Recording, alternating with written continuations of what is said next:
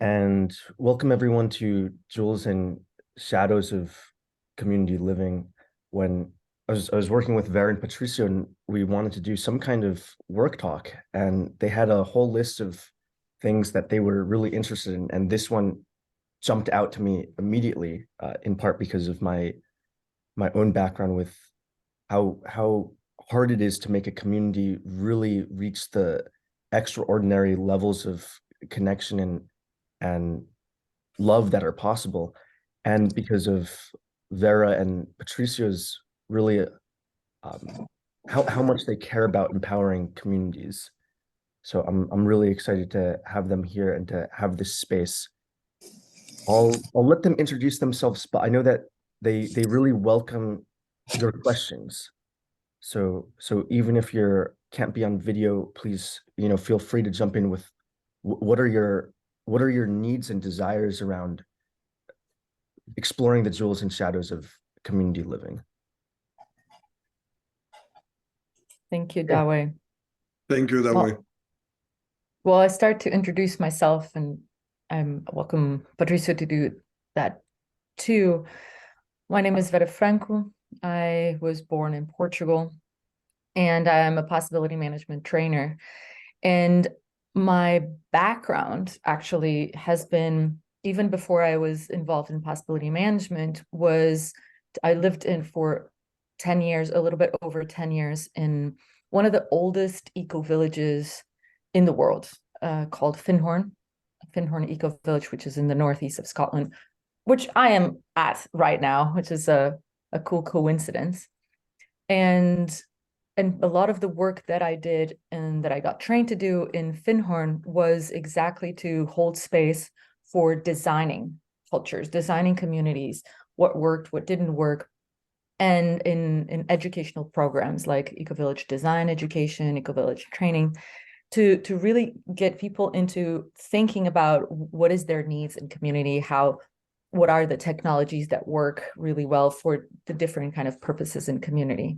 And so living in Findhorn Ecovillage for 10 years just really allowed just not only personal experience, but also being trained in some of these technologies. And so I want to bring, because since I left just before the pandemic, I kept on empowering ecovillages, but stopped living in one, in intentional communities, and shifted the way of living in community into a more nomadic community. So I am part of an intentional nano nation called Possibilica that travels around the world, empowering communities and individuals to create next culture. So I'm happy to share what I've learned with you all and hear you too. Thank you. Thank you, Vera. Yes, and my name is Patricio, and I'm also I'm a possibility manager trainer, and also I've been living in community basically my whole adult life, and I come from Spain, and my first experience in community was in a spiritual community in the north of Spain, where I lived in and on and off for 4 years. And then I lived in a different kind of community in Moscow, where I was a student, but I was living with a group of students, in a very close relationship. And then I came to the United States. This is the way that I ended up in New York. I never thought I would live in the United States, but I met who then became my wife, who was the founder of a community here in New York City called Ganas. And I've been living in Ganas for almost 20 years. And then I moved out. And actually, I live now in a house that is literally two houses from the community. So I still have a strong relationship with the community, and yeah, and my a lot of insights. And one thing about living in community is that then I established relationship with many communities around the world, and I got to see a lot of ways of getting together in community. And I have a question. Who in this call lives in a community right now? Yes, Annette. Ah, fantastic. So we have a lot of people. Sophia. I'm going to move into one. Okay. You're moving into one. Yes. And I see also people from Inlaques, the Inlaques community. Some people are in Inlaques and some people in La Esperanza. Yes. So most of us have. So I think that there is a lot of wisdom in this room, and I hope that we can bring it out about everybody, that your own experiences and also your own questions and pains about being in community. Because I think for me personally, what brought me to community was a profound pain, a pain that that I didn't see how I could not reproduce the patterns of my parents, of the people that I saw around me, of my friends. Like I didn't see a way forward for me. And the only thing that I could see is like, where is there a place in the world where I can do something that is not the linear path? Where is there where there is an alternative way of living? And I was very clear when I was very young that I was not going to find it by myself. That this is something that you do with others. So I will be very curious also to know what is the pain of people, what is the pain that brings you to this work talk, and also to the exploration of community. What is that really is there in you, trying to find a way, into one of these crazy living arrangements. Yes. So yeah. I would love thank you, Patricio, because you're already starting asking the questions. So I'd like for us to, if you share, say what is the pain of your community, but also to notice that your pain might have questions about community, right? And so just also share what questions you have, even if they're impossible questions. And we're just going to make a space here of discovery and exploration. Okay, so Patricio and I are not the teachers or the highest order of knowledge about this, but we can create a space where new questions can emerge that could also bring new paths for you to discover and explore. So I take questions and sharings right now, and then after a few, Patricio and I could speak some, and then you guys could speak some too. So what are your questions and your pains? Yes. Annette, go. I see your hand. Yes, thank you. I think my pain is really the stuckness of the box and the family patterns. And I'm sorry, Annette, of the box and? The family patterns, the constellation of the family.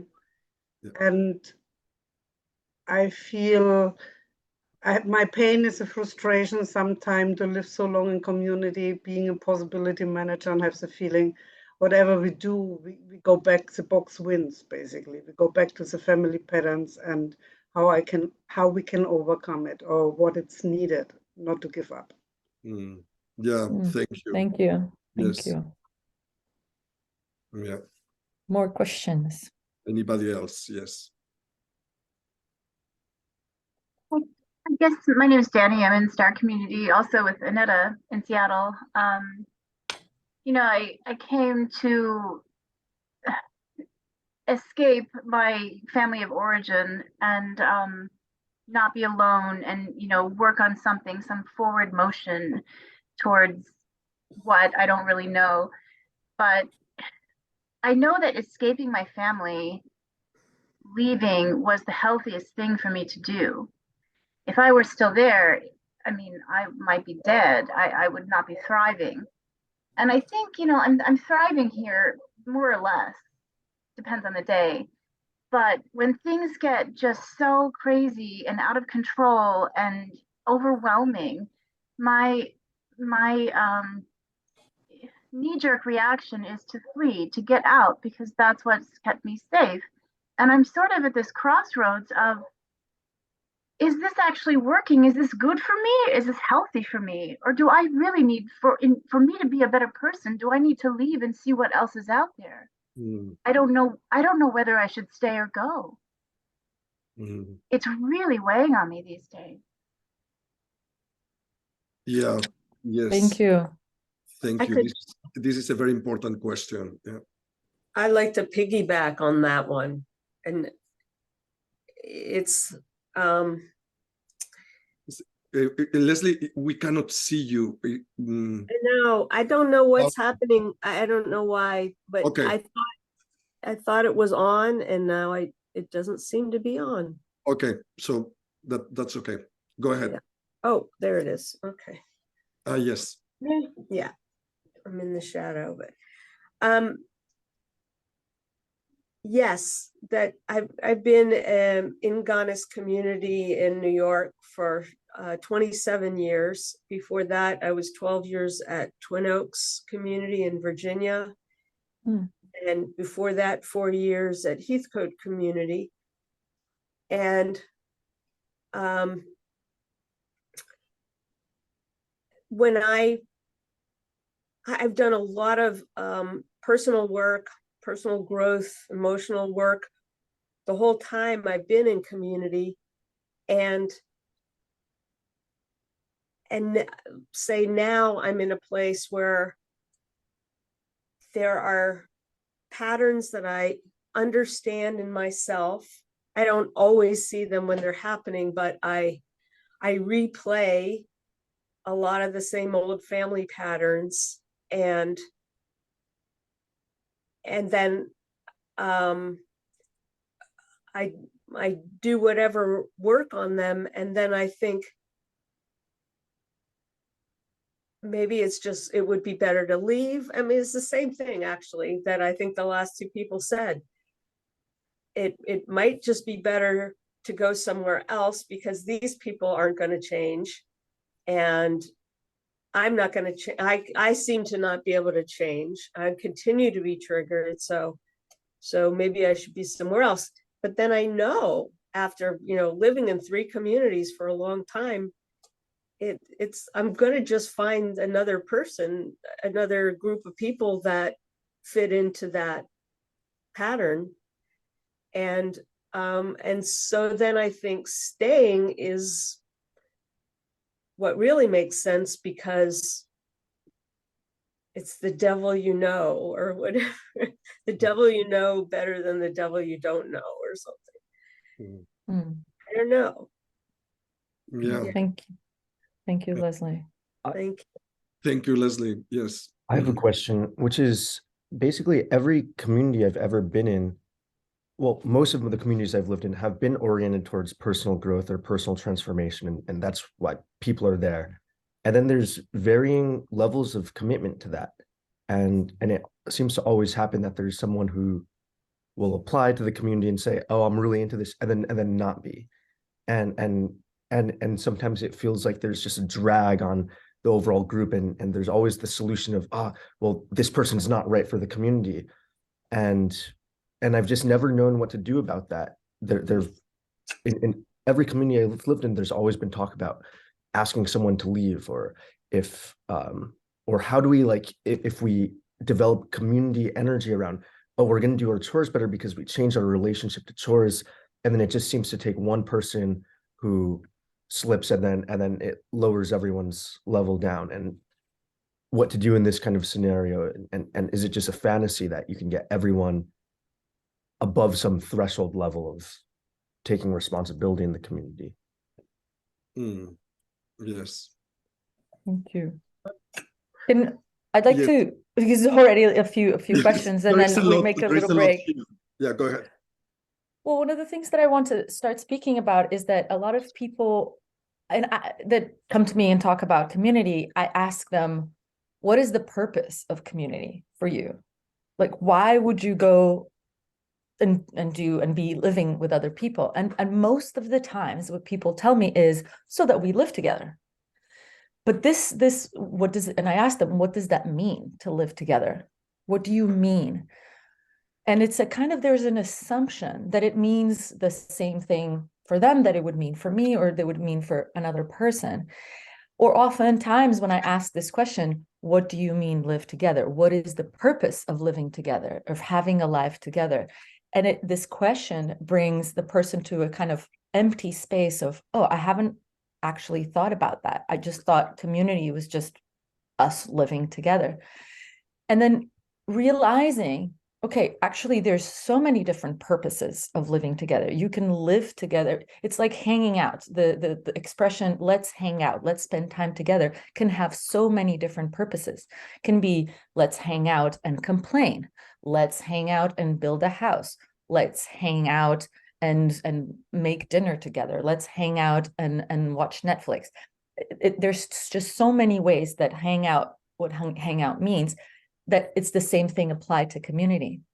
And when people are not, if you're not really clear about what is your purpose in living with other people, then what will happen is that the lowest common denominator will be basically running the purpose of the community. So it would be what Annette was saying, people's family, the traumas, the family systems, the box, the habits, that will be the thing that will be the common denominator. And that's not always the most inspiring sometimes way of living together, or might not, it just creates a kind of unconscious purpose of being together, where some people are thinking they're trying to do something, they're having a level of personal development, and other people will have a completely different level of practice of personal development. And so one of the things is really, hey, what are you wanting in community? What is it really that you're wanting to create or want to experience?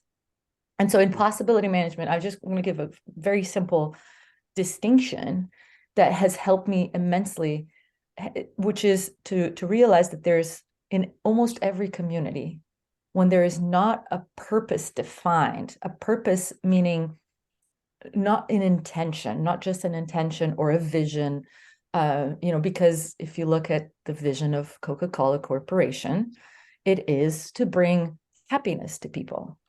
But actually what they are creating, they're creating a lot of profit, they're creating a lot of pollution, they're creating a lot of economic disparity. So that is very different from making people happy. What they say in the vision and what actually the purpose is to create profit. Okay. So when I talk about purpose, it's actually what you are creating. And so in any community that you will be in, there will be at least 5 different communities running. Community, and in Findhorn, it was so rampant, it was so easily perceived here, would be people who would come into community and want to have no level of responsibility. They want to be taken care of. They come to community because they are sick or they have trauma and they want to be held. And this is nothing bad. It's just, that's what they need. And there are actually communities like Camp Hill communities or communities of like people recovering from addiction that are about being taken care of. And then but 0 level of responsibility would mean that a person would just basically not take care of themselves and not take care of their messes. And then there's child level responsibility. Child level responsibility would mean that other people still take care of you. You make a mess and other people clean up, and it's about getting your needs met. I want to come into community so that my needs for company are met. My needs for, healing are met. My needs for sexuality are met. My needs for whatever it is, for value in the world are met. It's a very child level responsibility. And then there's others. there's adult level responsibility, which is kind of fair. If you would be practicing adult level of responsibility in a community, you would basically, make a mess, clean it up. I take care of my rubbish. I wash my dishes. I create something, I close it. But it kind of stays there. Other people's messes, it's their own problem. And then there's higher and higher levels of responsibility. So taking care of things that you didn't create, taking care of if there's a conflict or a drama dynamic in the community, that it is also your responsibility to speak it out and to hold space for the dynamic to be transformed. And then there's radical level of responsibility, which it's really about see something, do something in a way that it's not, oh, I have to because nobody else is doing, but it comes out of natural generosity. It's about everything. It's about everything in that community life you are a part of. You are a co-originator. And so what happens, and I'm going to finish very quickly, what happens a lot in people that are living together is that they're operating at all different levels of responsibility. And so when you were talking about this Dawe, some people will say, oh yeah, I'm super into personal development, but we need to not be naive about what does that mean? Okay, what are your practices? What do you actually do? To really start assessing what is really that person's level of practice. And to see, because if you have a person who's in high level responsibility and a person who's at the child level responsibility, and then a bunch of them in the adult, whatever, and they all meet, they have a meeting, what happens is that the meeting will fall into the lowest level of responsibility because it's the common denominator. And if there isn't a strong space holder that will bring the space into at least adult, the people who are operating at the child level responsibility will react because that's not what they've signed up for. And in this, just to say that in this case, I'm talking about responsibility. Responsibility is not, you cannot assign responsibility. It needs to be taken. And so you can't force a person to take more responsibility. So that's why it would fall into the lowest common denominator. And so this is something that most people in the world, in community, they don't have this distinction. I just want to pause here. Patricio, do you want to say something about this? Have you ever experienced this? Yeah, thank you. I want to say the practical version of this, the way that, for example, Ghana's dealt with it is that we decided that our priority was diversity, meaning how do we include all levels of responsibility in the community? How do we actually make a space and acknowledge the reality that these 5 levels of responsibility exist? And that, as Vera was saying, is each level of responsibility is not good or bad, is bad or is not possible to use when is not acknowledged consciously. When there is not a conscious acknowledgement that this is the level where I am at, and actually this is the level that I want to be at until I accept another level of responsibility, and until I accept another level of responsibility in terms of money, in terms of the work that I do in community, in terms of the things, the projects that I get involved with. Mm-hmm. And this was amazingly successful in our community. The only pitfall or blind spot is that there had to be one space holder, and this space holder didn't teach other space holders. it's like she accepted the role that I'm holding space, I'm bringing these distinctions, I'm making these distinctions, but she didn't create this, what in possibility management we have about these trainers, that this level of responsibility. Well, my responsibility when I do a job is to replace myself. Mm-hmm.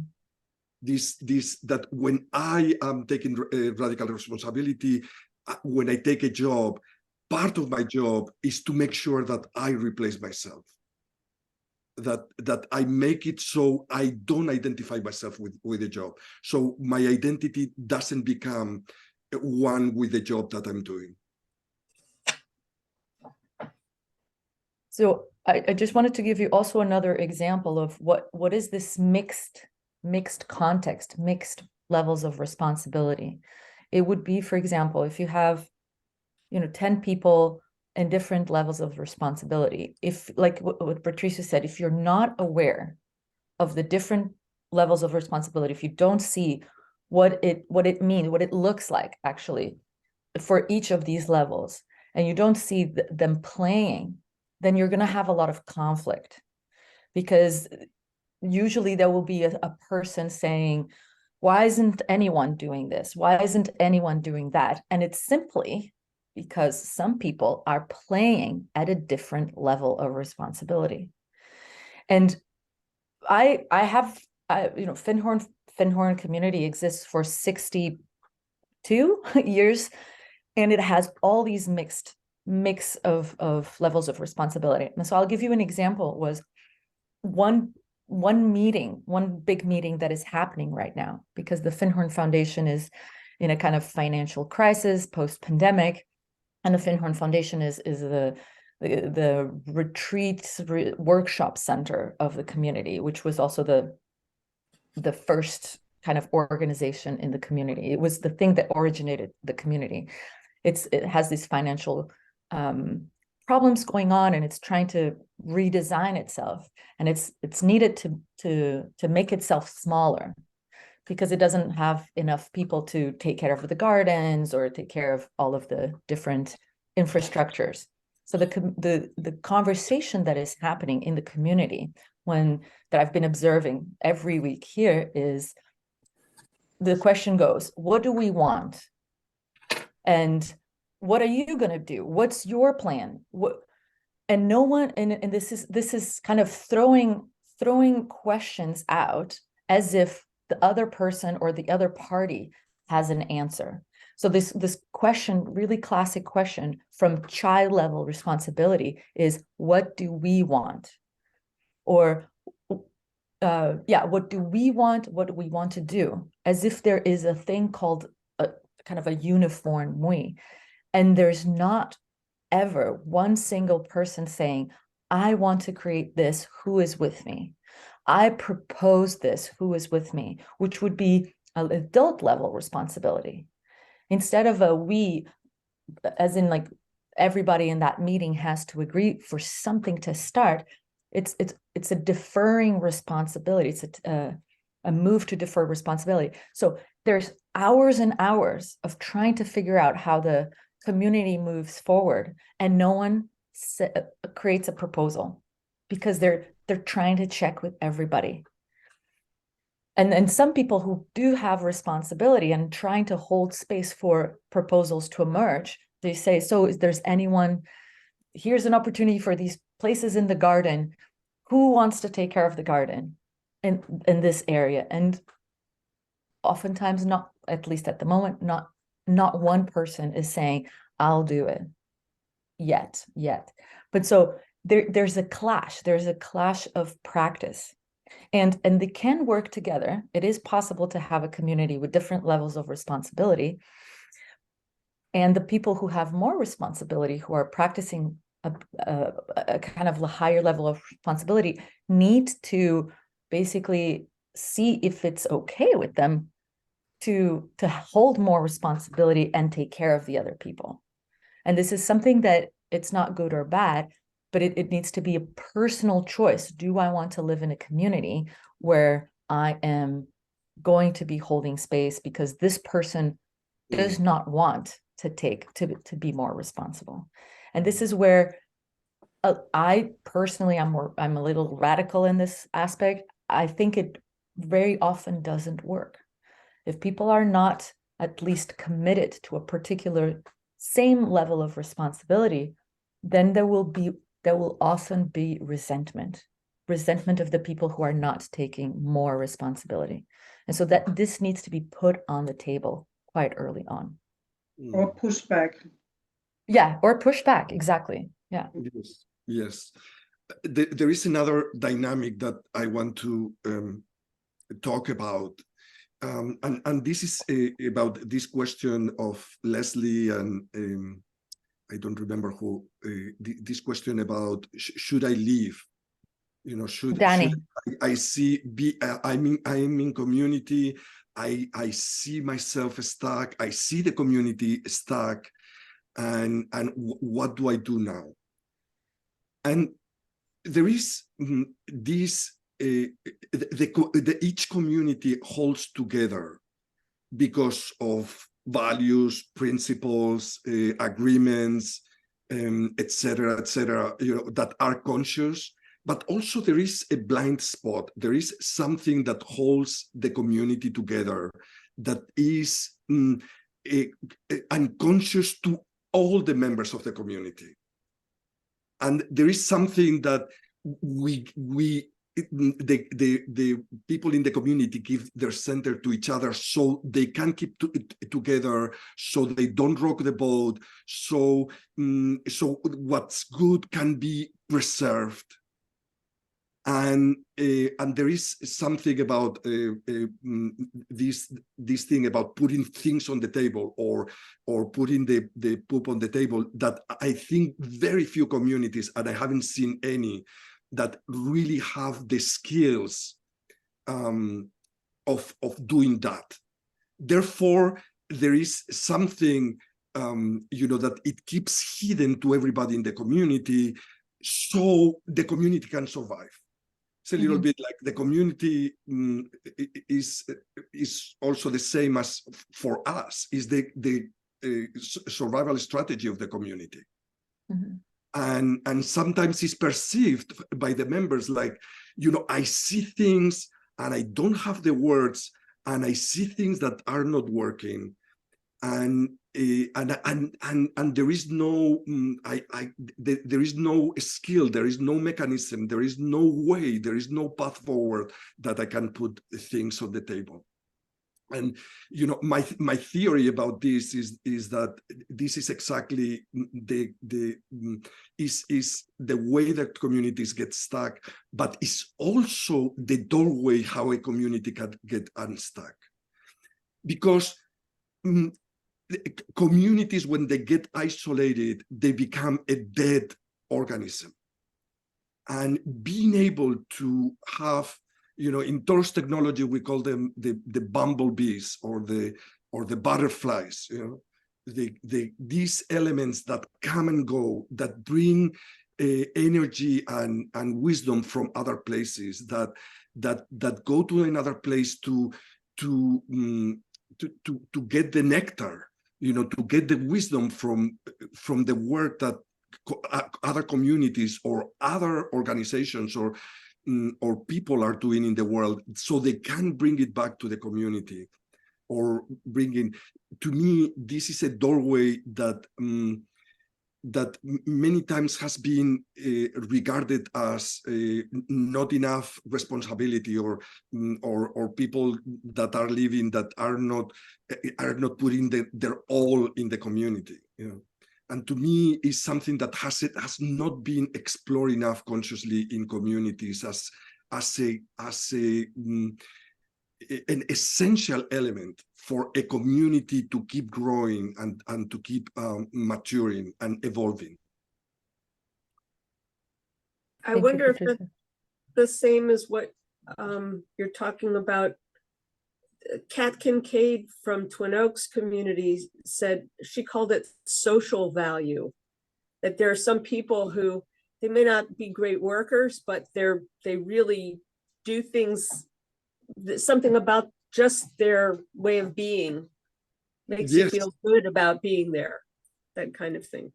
Yes, and again, for me, all these levels of participation and what they require is a conscious awareness of what is the level of participation and what is the level of responsibility that is taken. You know, it requires maximum level of awareness.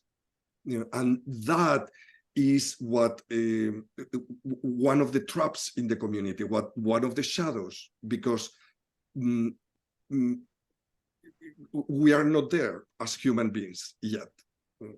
Go ahead. And just to bring something which is if you want to start a community, or you're in the start of forming a community, or even in the middle, is to really put on the table what are the assumptions that you have about community, because one of the big assumptions is value. It's this value thing that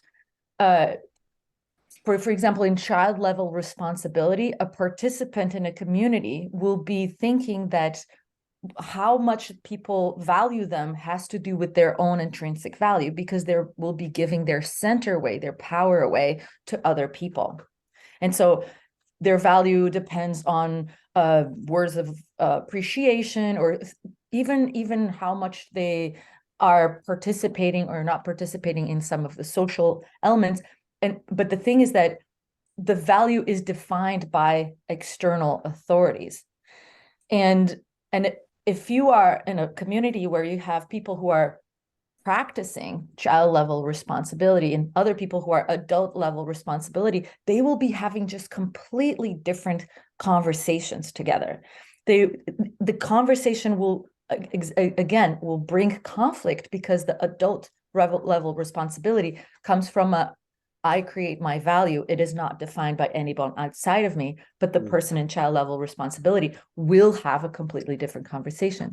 And so putting things on the table of what is value, what is valuable for me, where does it come from, this idea of value being a particular work or even a particular social value, what determines what is valuable in the community is really important to put on the table, just as well as these concepts of success or in success. So for example, for Danny and you, Leslie, that you were like, when should I go? When should I stay?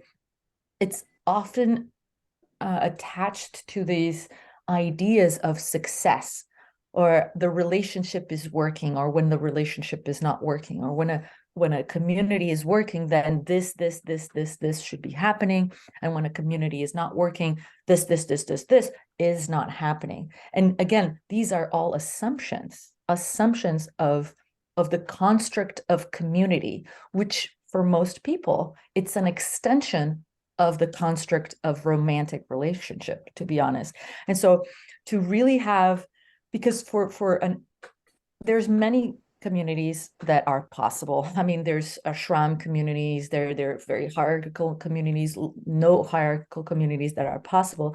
And I'm not saying that one is better than other, but where I'm coming from mostly is evolutionary communities. So communities that have a central focus on evolution of personal development work towards something, towards either liberation or and for me, it's more of a creation of a culture that is based on each other's genius unfolding in the world. And so from this perspective, having a construct about what relationship is or what isn't, or what community is and what isn't, will often be in the way of actually being in community. Because if you are not in relationship with the person, with the space, you're going to be in relationship with your idea of the place. And that again, that's another way of being in child level responsibility, which is I'm relating to an image, and I'm trying to make the image happen. I'm trying to manifest this idea instead of being in relation constantly. And so one of these things is exactly okay, should I leave? Should I stay? Where does that conversation comes from? Does it come from an idea of success? Does it come from I'm stuck, and will being in another community unstuck me? Like, where is the origin of my stuckness? Is it in them? Is it in the system, or is it in me? And the different answers will give different paths for discovering the answer. And I want to say about this also that when there is no clarity about this, then there is a hierarchy, there is a hidden hierarchy created in the community. Mm-hmm. And then somebody is going to make decisions, is going to manipulate, is going to, and people are going to give the center away to that somebody, and then it creates this hidden a power structure that is suffocating, that really is suffocating. It doesn't is where the community starts getting stuck. I mean, there I have a question to it, because this is often a topic in our community. Yes. It's like a blaming game for the people who take responsibilities. Right. They misuse the power, but if they are not doing it, nothing happens. Exactly. Like Exactly. And of course, one part of this problem is to really see where, like, to really distill where all this comes from. And one big element is not being able to be conscious what Vera was saying about these my assumptions, the assumptions, the rules that I create for myself, and for the community, because the assumptions become rules very easily, and they are unconscious even to me. So being able, and there is no way to move through this until you don't make this conscious in whatever way, with forum, with processes, with initiations, there is no way through this to make my assumptions, the rules that I place on myself and on the world, to make them conscious, layer by layer. So one of the things also for you, Annette, that are interesting to think about and to explore more deeply is that even in the people who have become trainers, or they are space holders, or are taking more responsibility, one of the things is that the work kind of never ends. Meaning, even if I got to a certain point, there's still a lot of things that I'm not seeing, that I'm still learning, and I'm still deepening. And one of them is the low drama triangle, which is such a basic map coming from transactional analysis, the Karpman triangle, where there's victim, persecutor, and rescuer. But to kind of really get to the different depths, levels of depth, that what it creates in you. And if people don't have this clarity, this experiential clarity in them, then there will be hurdles, there will be challenges and obstacles. And so putting shadow work, putting underworld work, kind of not at the center, but kind of at the surface, at the almost like at the top of the priority list, not, maybe it's not the number one, but on the top three, will encourage a kind of a shift in, instead of this doesn't get the conversation, instead of being the conversation about the problem, it's the conversation about the opportunities that we can have.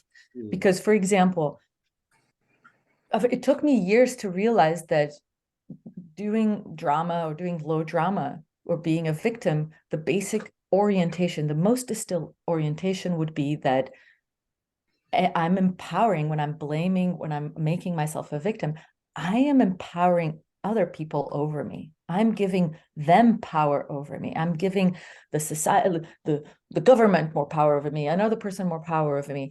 And I'm playing this game where I am the least powerful person. And if people do in the communities, even especially before they start community, do gremlin transformation work, which is underworld work, which is this shadow work of putting on the table what are the tendencies in themselves, with compassion, definitely not because it's like it's bad to be irresponsible, but with compassion, with acceptance, the tendencies that each member of the community has for putting themselves in a victim position, and having those patterns visible to everyone can provide a kind of, hey, I think you're this a different kind of dialogue.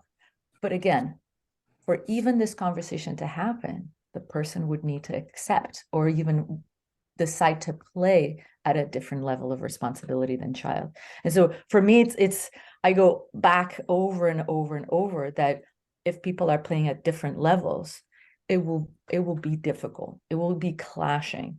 And so I'm saying for most people who are creating, decide one level. And if the person isn't at that level, it's fine. They can create their own community that is practicing a different level of responsibility. Was that a little bit helpful, Annette? Yeah. I think I understand that. We had also 2-day matrix day. We called it identify your kraken, so your shadow basically. Mm-hmm. And this was good. And I see still how the box is so quick with so many people. Also really to hold the peace, taking responsibility, how I do myself to a victim and how I feed the kraken basically. Yeah.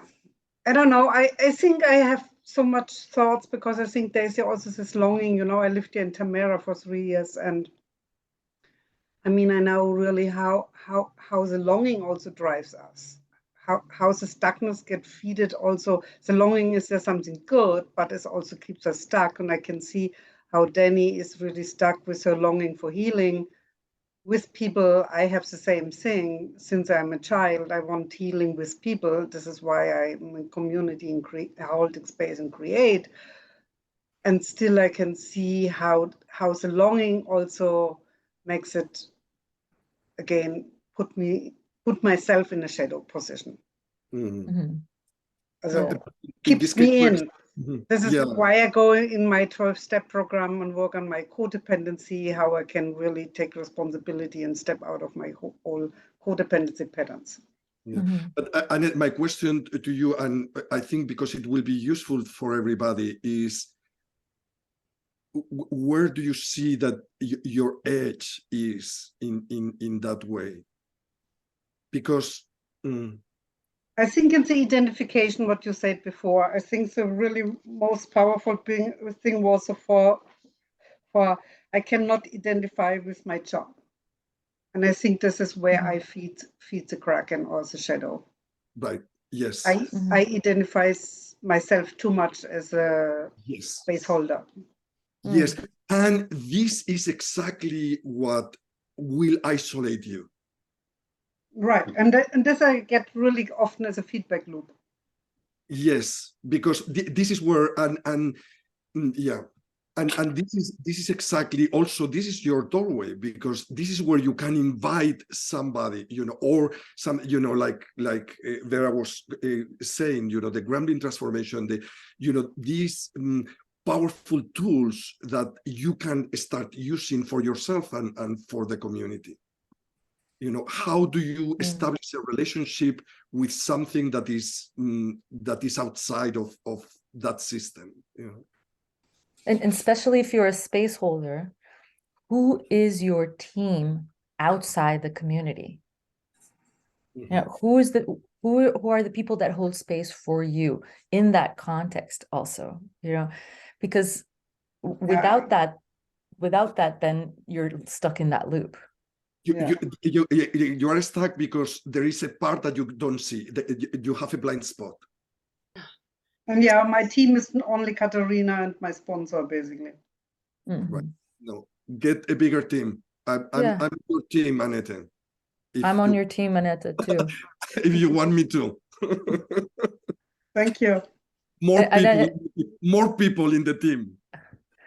I want to bring a few more questions, but before I want to put this link called Decontaminations, because this work that we've recently discovered about people especially have done initiatory processes, have gone through initiations, and there's some addictions or some stuckness that a lot of the times comes from them having kind of contaminated their adult ego state with sometimes child ego state or parent ego state or gremlin ego state.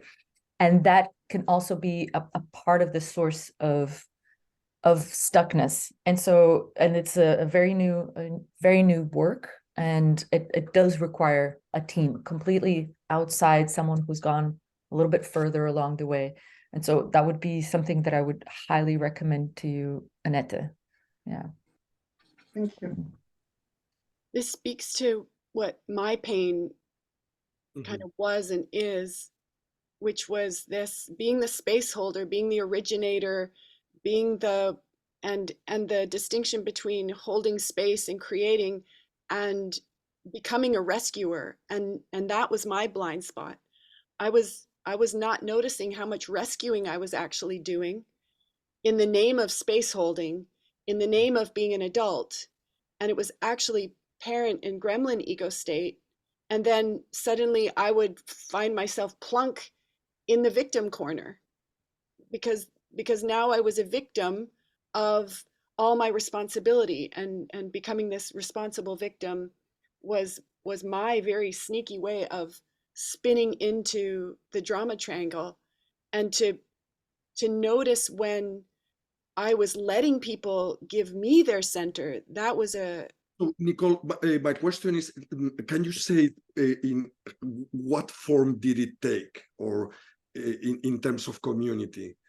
You know, this dynamic that you are describing, what form actually did it take? What happened? Yeah, sometimes it was like I would cut people a lot of slack. And then I would think things like, well, they just can't do it because of all these reasons. And so then I have to do it. And I could only do that so long before I was like, okay, everybody, something's got to change. I'm exhausted. I can't keep being your mothers. And then, this part of me would explode out, and and then it would bring out the part of them that was, had been filing away different complaints about me, and wow, it would be a shitstorm. Yeah, I mean, I recognize this, what you are talking about, as one of the traps in starting community, which is to avoid this, to avoid this tendency of being the responsible victim, which is like, okay, so then we all have to be the same. Then we have to create something where, where we create rules, so everybody puts the certain kind of money, everybody does this kind of work, so we all are the same. And the work that we do is in being the same, in creating a homogeneous, social structure and working structure. Yeah, and I even had it so that with this adult level responsibility, with fairness and unfairness, I was weaving that in so that I actually was designing things so that it would be different, but to get this result of fairness. And where it fell down for me really was that I didn't have a team, or that my team wasn't big enough. And then even when I had some team, where it fell down was I didn't use my team, because I was coming out of this whole, this whole modern culture lone wolf survival strategy, where there are certain things it's okay to do with a team, but there are these other things that secretly I can't ask any help about. I can't. I have to do it by myself. I have to. Yeah. And so, Nicole, what have you learned that is not that? What have you been experimenting that counterbalances that? Yeah, a lot of it has been about really dismantling this right, wrong, good, bad rules. and thoughtware. And even it sneaks in so much, even around, like I started replacing it with, oh, what works and what doesn't work. And then suddenly it's right if it works and wrong if it doesn't work. And if it's not working, I'm wrong, you're wrong, everything's wrong. And I'm back in the victim corner. So it's this ongoing commitment to putting my shit on the table, to owning the voices, owning what I'm up to really, and with people who are also doing that.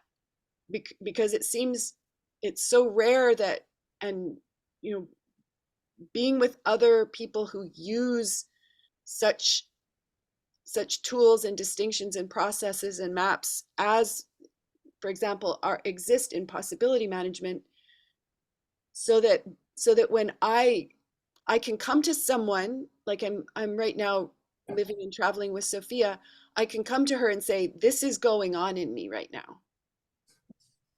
And she has the experience, she has the context to be able to not start trying to rescue me, not, you know, give me advice or solutions, but to hold this space and like work. Yeah, it's a whole different way of relating, really.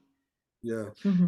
And I've been through this kind of arc in the last 3 years where I made this commitment that I wasn't going to try and do community with somebody who didn't have possibility management, like who wasn't committed to using possibility management. And then I came back to Canada, and there's not very many people who are. And so I was in these mixed context spaces again, and learning to still keep my center, watch for people giving me their center, and choose as I go, and not think I'm doing it wrong or they're doing it wrong. This is where that really has become like a priority for me to and go into gremlin training and go to my next training spaces and then come out of them as my next experiment. And for me, this has been super instrumental, was to really move into the identity of experimenter, so that failing forward wasn't getting it wrong or doing it bad. Like it gave me space. And one of the things that I see is that in some communities, they do their transformational work, but then they stop doing it and they go home and they just go back to community living. And that was something that I hadn't noticed before. Thank you, Nicole. Yeah, thank you. I want to distilling what you are saying. You know, what comes to me is this very basic path of stop counting. To me, stop counting is the path in responsibility. Just stop counting at all levels in your life. Could you say a little bit more what stop counting is? What is going to be reciprocate? What is, you know, what is fair? What is, what are the people that I can talk to and I cannot talk? You know, what is the level of the people, you know, the metrics that is enough for me to talk to, or to have some kind of collaboration? What is what I have to do until I start counting that if somebody else is doing less or is doing more, then I'm going to create this whole relationship with. So it's about stop counting. I have an example of our own community, and this came, you know, like, and I tell this story because it's so simple and at the same time it's so powerful, you know, that one day we decided, you know, it's a problem with dishes in the kitchen. You know, there is a problem because everybody that goes to the kitchen is, if it's not your dish, you will not clean it. So you have to make sure that you do what's yours, and you don't do anybody else's. And one day we got together and we tried the experiment of we stop counting. if there is a dish in the sink, is mine. No matter what, there is a dish in the sink, is mine.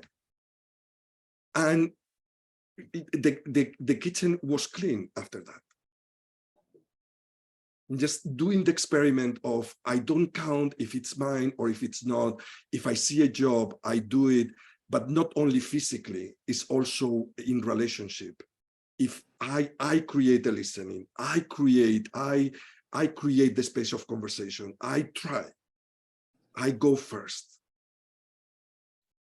And I stop counting. What is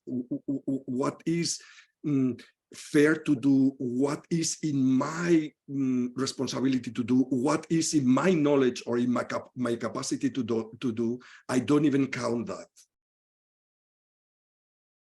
Thank you, Patricio. I want to open the questions for other people too. So especially if you haven't asked a question or spoken, I'm wanting to give some space there. We're asking questions about, especially Binley and Aralyn, who just arrived, questions about community that you have for us to explore together. And questions also that are related to your own necessity, that to your own necessity about living in community. I would love to hear some of the jewels of community living. I'm someone who has not lived in community before. What I'm taking away from this discussion is that it's very hard. So I would just love to hear some of the jewels in addition to the shadows. I would also be curious to hear, it seems like a lot of the discussion is around responsibility and different levels of responsibility and simply division of labor in a community where there are so many people, as opposed to the traditional family structure where you only have to think about like one other person maybe who's an adult. And I would be curious to hear if anyone has experience with communities that are kind of an in-between that still retain a little bit, maybe a smaller structure within the community, or it's maybe it's a community of people who live very close together, but are still in, say, their own household, and if that's something that people have also experimented with. Thank you. We'll just catch a few more questions and then speak to that.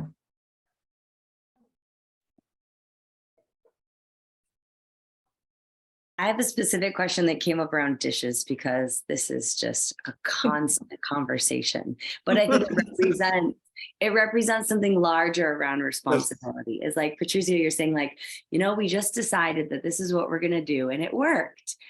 And we have decided so many things that have worked for a short time. And, eventually we fall back into the same thing. And so my question is around, okay, you found something that works, and how do you maintain it? What is the process of like, hey, everybody, remember, like, those are our dishes, like, because we fall off, and how do you get back on? Because there's a lot of times that like, okay, this works. Oh, well, we fell off. Well, is it, we just need to get back on, or is it that didn't really work? And so I'd like to hear about that kind of pattern of, recommitment. Yes, thank you. Thank you.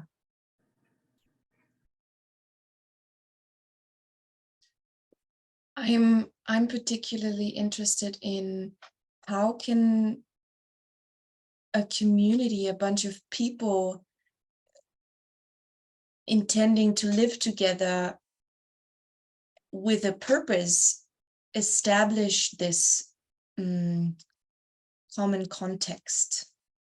How, like, very, I'm interested in very practical experiments, tips about how is that possible to really establish this common context, this common level of, for example, radical responsibility. Thank you, Sophia. I have one about this dueling things about not counting and also you cannot change somebody's level of responsibility. And for me, it's like the times in my life when I've stopped counting, or the areas in my life where I've stopped counting are it's brilliant. It's really transformed how I live. And how do I do that without counting somebody's level of responsibility and choosing, do I engage with them or not? This question that I had at the beginning of, like, there's always this conversation in my communities of like, this person needs to leave or not leave, or they need to take more responsibility or not. And that seems like counting again. Yeah. Thank you. Thank you. Yeah, One more. I want to build on that question, Dawei, because it seems like a paradox to hold both, right? This stop counting feels to me like an internal meditation, right? So you can. I cannot hear you, Liz. I didn't know what you said. Can you repeat? Yeah, I have a problem with my microphone. So. Okay, go ahead. Is it sort of okay? Yes, now it's okay. Okay. Is this good, bad, letting go of counting seems like an internal meditation for yourself to be in a different space. But to me, there's also this way that people with less responsibility could hide under that space and be carried, right? So yeah, for me, it is this subtle distinction between setting a level of responsibility for the community and the practices, and then like if everybody agrees to let go and to no counting, it works. But if everybody doesn't, yeah. the nuance of how that flows, and if anybody in this space has experience with newer communities being formed and not 20 or 30-year-old communities, what do those initial conversations look like? Speaking of what Sophia said as well. Yeah, that's curious to me. Yeah, I want to a quick response, and then I want to invite also to the Inlakesh people, to give your perspective on this. But I want to respond to Hannah, the jewels of community. To me, the jewel of community is that when when something like what Meredith and Liz are bringing up, that there are unsolvable problems, that and the jewel of community is that you get to face them again and again, and you realize that there is no method, that there is no technique, and you have to go back again face to face with the people and look at it again and dismantle again all your assumptions and go through the liquid state of realizing, I don't know anything, I don't know who you are, I have no idea of how to have this conversation. That is probably the biggest jewel that I have found in community. Like really realizing that there is no method for intimacy, for relating to people, that there is no one way, that there is no, not one structure that I can set and then tomorrow I can rely on the structure. That I can only rely on my capacity to relate minute by minute, and my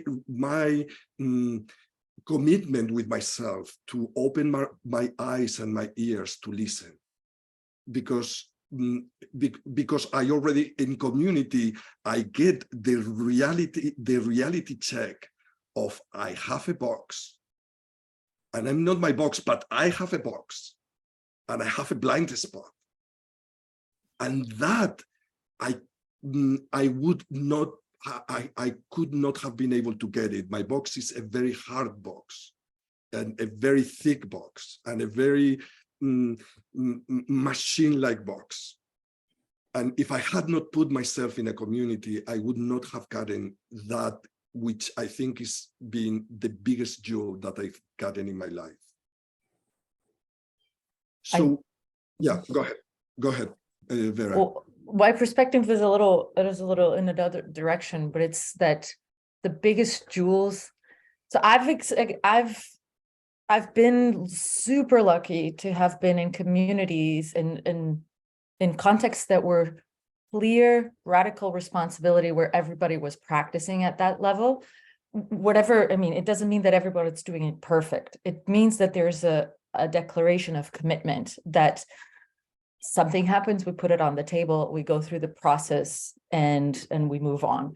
And so one of the most amazing jewels that I found is this ecstatic collaboration, where, I mean, when I heard you know, Patricio and Meredith, you were talking about dishes, that just simply did not happen once. That conversation simply did not happen once, because what we wanted to come together for was something completely different. Like the dishes were just, I don't know, they were never a problem. And because also we were committed to have different kind of problems. Our problems would be about a little bit more impossible questions, the empowering each other's voice to be in the world without any kind of holding back. You know, we were making radical experiments where we're so much in each other's team, so that the dragon in them would speak, and that they would not, it's just that they would not hold back, that they would not let anything slip. And what happened is that we made the experiments about something else, and the dishes were clean. The dishes were never, like, nothing. Maybe there was someone that forgot or something, and then someone would say, hey, whose dish, like, what's going to happen with the dishes? And very quickly, the person, whoever it was, one person, sometimes not even the person who made the dishes, just said, I'll just clean them. Because it was just such a thing, like, we were so committed to not have the dishes conversation. It's like, so much about life is stuck in the logistics of living together. And this is, for me, one of the biggest jewels of being in community with clarity of context, is that you can make your living experience about experimenting whatever it is that you want, and make that about it. And, you know, and if we were going through a process, all of us in the same house, and there was piles and piles of dishes, maybe that was even the experiment. There's piles and piles of dishes. This is more important for us right now, to finish this process, or to not leave the space until everyone has gone through an emotional healing process, or not leave this space until everyone has got the holding that they want. And this is what is possible when you're consciously collaborating with someone, with a purpose, with clarity of practice, when you know what you want, when you can ask for what you want, and when you can negotiate what you want, negotiate intimacy, which is, you create a field of responsibility. You know, in impossibility management, we have one of the distinctions is there's no I in responsibility, there's no we in responsibility, there's only I. There's what I take what I invite you to, what I invite everyone here to, and what Patricio invites everyone here to, and what Hannah invites everyone here to. And the field that we collectively form is the space of relating. It's the same, it's a very similar thing. You get to choose what you play. You get to choose what experiments you do with this team. And for me, this has been the most ecstatic experience of my life, is being able to collaborate at that level, and to choose what are the problems that we're wanting to have. We're not wanting to have dish problems. Okay, let's have a different kinds of problems. Let's have problems about traumas. Let's have problems about what is our vocation.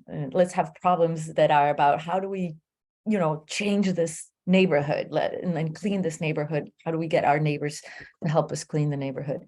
And so this kind of conversations are possible when there's community.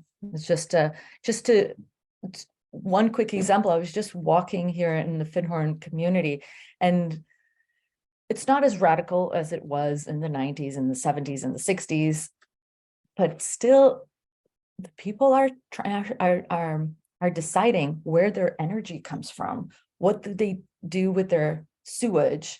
Where does their water come from? How many cars that they want to have in the community, and like, how do they want traffic to go, and how do they want to raise their children together? And that is, for me, there's so much excitement in that collaboration of being able to decide and take your own authority and decide, this is how I want to live my life, and who's in this experiment with me. And so that's, for me, the biggest jewels of collaborating. And if I can ask a follow-up question, what do you think made or makes that community different? Is it the clarity of purpose and intention? Is it that everyone is coming with some sort of background in possibility management or similar work, or is it impossible to quantify? Were you talking about Findhorn? Whatever community you were referencing, where you experienced this kind of ecstatic collaboration. Yes. For me, it really boils down to orienting yourself to really stabilizing in adult ego state, which is a place in yourself where you are a person of agency, and there's nothing, you don't blame other things, you don't blame circumstances, you don't blame external agents to have agency over your life. You are a person of agency, and you can invite creation with others. And so with that process comes clarity, comes, I probably you've had this before, Hannah, with friends or partners, where you're saying, oh, where do we want to eat? And someone says, oh, I don't know, where do you want to eat? Oh, I don't know. And then no one decides anything. And it's like 5 minutes later, and everyone's going into some kind of compromise. Because the orientation isn't from what do I want, and inviting the other person. And if you start practicing, like everyone can practice this, you start practicing in getting clear first what you want, and then inviting others. There's still a lot of options to interact and create intimacy with, but it's such a more ecstatic, because it's you are engaged in creating, you're engaged in exercising of agency. So for me, that's really one of the main elements of ecstatic collaboration, of ecstatic community. Yeah. Thank you so much. Thank you, Patricio, also. I have to like tone down, because I would speak about this for a really long time. That was very exciting. I felt excited while you were speaking. So thank you for that. I even invented a word to explain that to like, for that ecstasy, and it's called swasheen. So whenever you're experiencing ecstasy and collaborating, you're experiencing swasheen. I like inventing words, so. Okay, there was one great question about how to establish the common context in the beginning, and having those conversations from early days. And I think this is really a lot of people going to community without having that kind of clarity, and then there's a lot of repairing to do. And so I would recommend that if you're setting up a community, you're starting a community, to have conversations with different people. Maybe it's the people who you want to live with, maybe it's people that just are around you, where you take practices and ask yourself the difficult questions, you put those assumptions on the table, expand your perspective. And all this work in the beginning, I call it deepening the context, where you are clear, okay, what level of responsibility do I want to play in? What is the kind of people that I want in the team? What are the things that I value the most? Because a lot of communities that have a lot of conflicts, they tend to prioritize inclusion, and a lot of the world out there, it's like, seems like such a nice thing to do, is to say, hey, we are an inclusive community, mostly because excluding communities is seen as a bad thing, and oftentimes it can be. But when you put one of the main values of your community in inclusion, then there will be some traps there too, where you're not you can adapt your clarity of what you want to do. You can forfeit the things that you want and that you want to create for the sake of inclusion. And so in a way, what I recommend is that if you do have a value, like what are the things that are your bottom lines? What are the things that are, this needs to happen? We need to have you value this, we need to value that you put it on the table and you question it.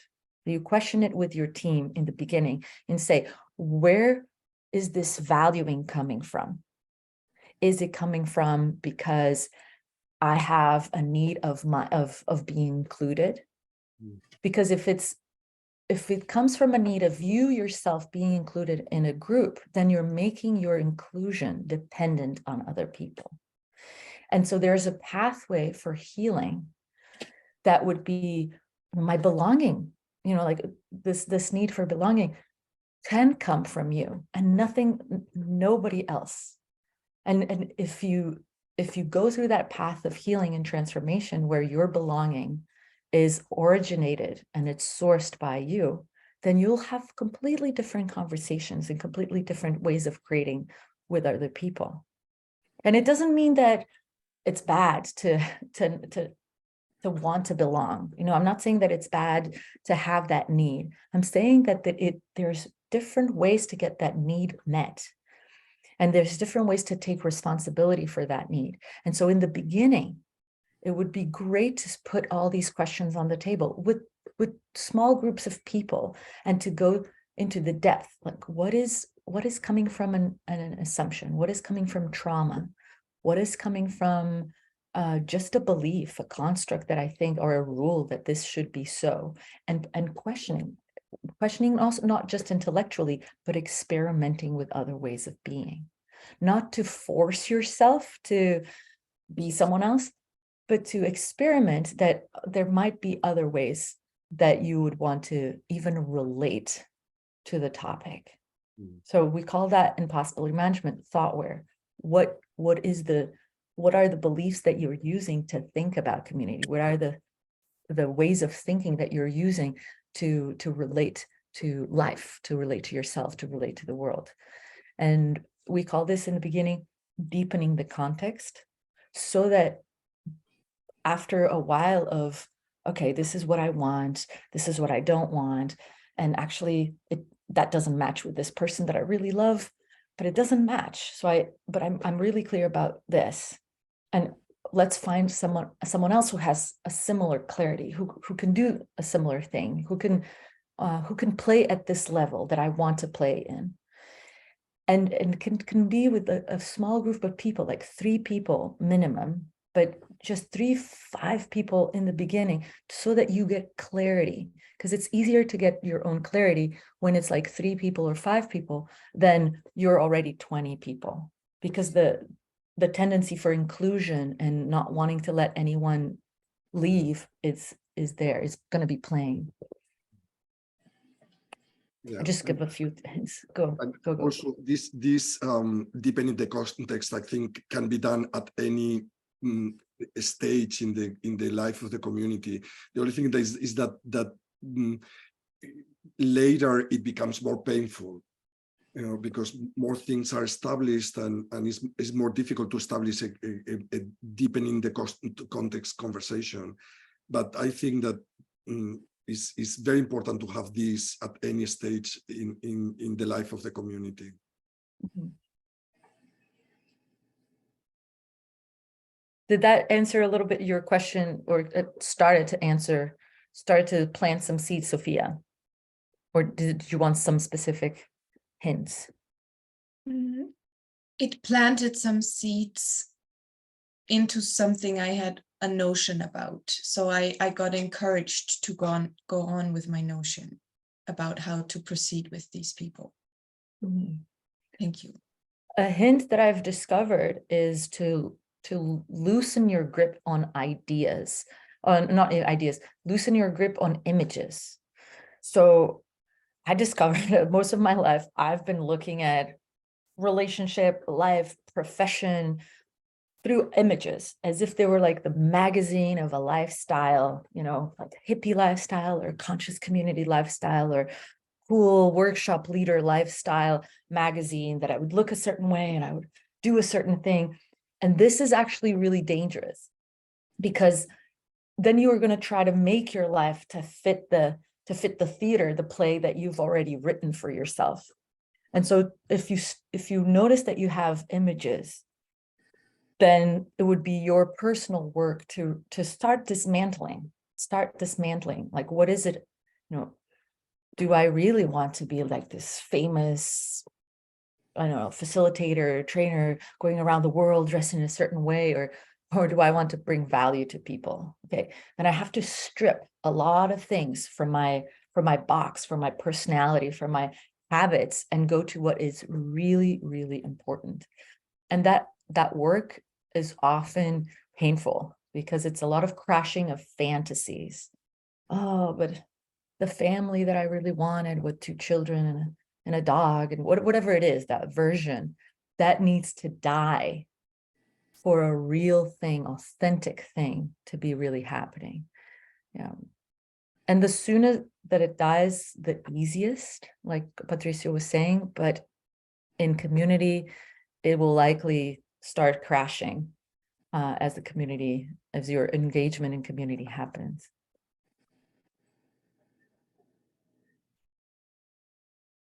So I see that we have 3 minutes to the end. Is there anything else? Anything we missed? Well, then I want to say just one thing about commitment, because Meredith and Liz, you were asking about this thing of, you know, having a practice and continuing. We've been recently. Hold 1 second. I think Selena had some. Selena, did you have something? Selena. Yeah, I was actually just wanted to say something about commitment, and you just took it, so it's perfect. Okay. We're synchronized. In our last work with Patricio, where we went deeply into dismantling hierarchies between us and the community, something that really stayed with me is this decision of, I trust myself, I trust the other, and I trust the other trusting me. No, I trust the trust from the other in me. And it's like, I am on this discovery and on this process to understand, where am I holding back my love for others? Where am I blocking all the abundance that comes from others towards me? And what are my strategies to constantly, like, not fully commit, to constantly have back, like, doors open to in any moment where it doesn't function anymore, like, leave.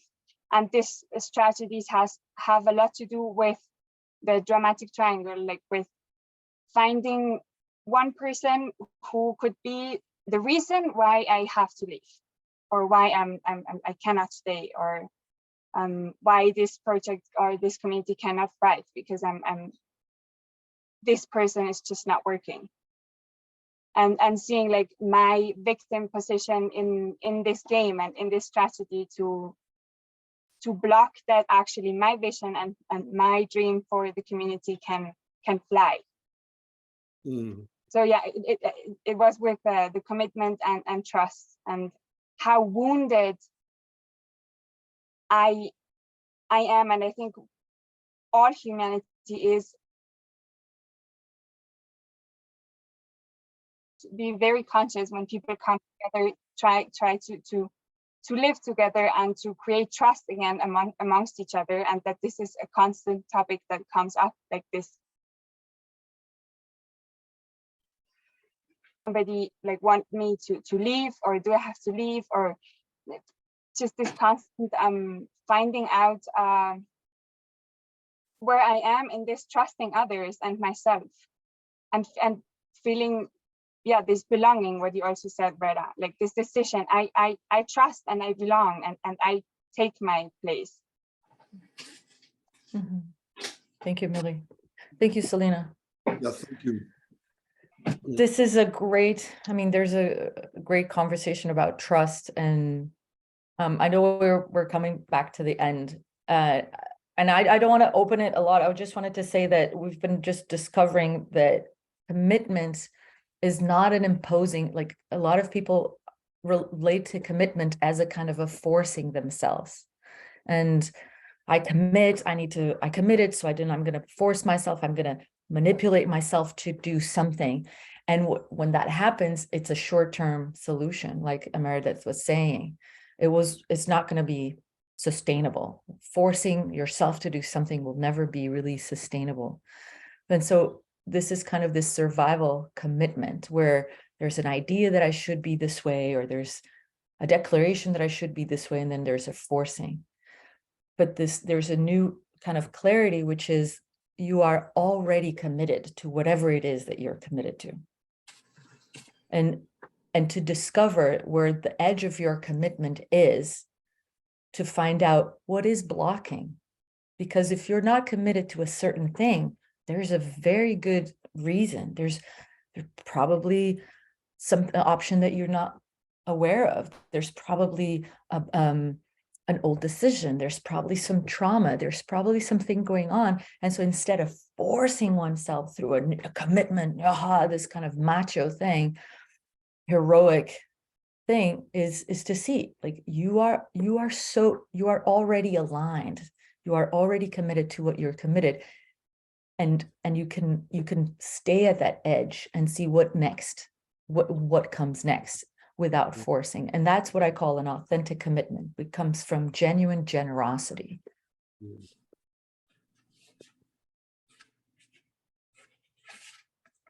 Thank you. Gosh, we need to have another conversation, because this is just really the beginning.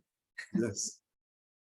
Yeah. Actually, I want to invite everybody. On Wednesday, we are going to have also a conversation on Taurus technology and the work that we did in the Inlakesh community, and also with Christine Duschner and Nicole and their experience also in Rich House. So I think it's Wednesday at 8 p.m. CT. But if you are connected to possibility management, is listed in the Telegram chat. Or if you know Dawe, he knows, he's in the know, so just ask him. Right. Or ask any person that you know from this group. Yeah. Yes. Thank you so much. If you want to know more about any of this work, you can reach out to Patricio or myself or Dawe or Annette, who's also a possibility management trainer in Seattle. And so can you raise your hand if you're connected to the work of possibility management in this call? Okay, lots of people to ask questions to. So thank you, everybody. Hope to see you soon. Thank you. Thank you. Thank you. Thank